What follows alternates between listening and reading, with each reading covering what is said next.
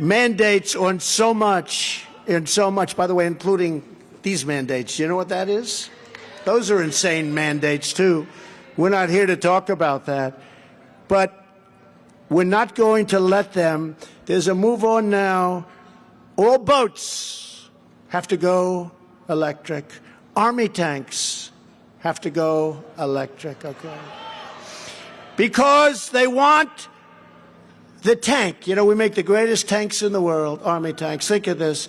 We make the greatest in the world because the tanks, if they're electric, you're going into a country blasting the hell out of it, but at least we're doing it in an environmentally friendly way. We have electric. No, it's true.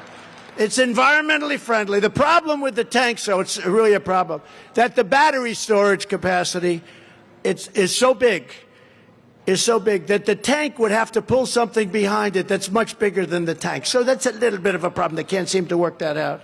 But no, they want to make our Army tanks, think of this, they want to make our Army tanks all electric for the environment. They want to make our planes, our jet fighters. They came to me when I was there. They have a new fuel that we can save about 15% on the environment. I said, what does it do to the plane? Well, it makes it less efficient. Would you like to be a pilot up there and you got guys shooting at you and you're approximately 15% less efficient, but it's environmentally friendly to the people that you're at war with? This is what they're doing. And they want to take boats and make them. I was in South Carolina recently. A great company like this, one of the biggest, one of the best. It's incredible. And he said the biggest problem we have is they want to make, you know, those beautiful Mercury engines that you see, the outboard engines, the inboard, they want to have them all electric now. And I said to the owner, like a guy like Marriott, very similar, very, very successful, built from nothing. Now he's one of the biggest boat manufacturers. I said, how bad would it be if you went all electric? He said, well, the one thing is it's very heavy, so we don't think the boat can float. So they're off to a bad start. Number two, they have the same problem, big. It's very big, so we'll have very little room in the boat. The thing is like 8 times larger than what you need for a gasoline-fired engine.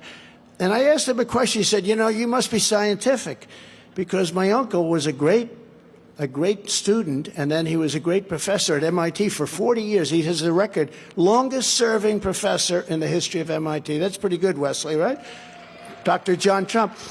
And I used to talk to him about things like this, but I said to him, he said, nobody's ever asked me. I said, what would happen if you're out at sea and your boat sinks and you have a whole big electric deal under you?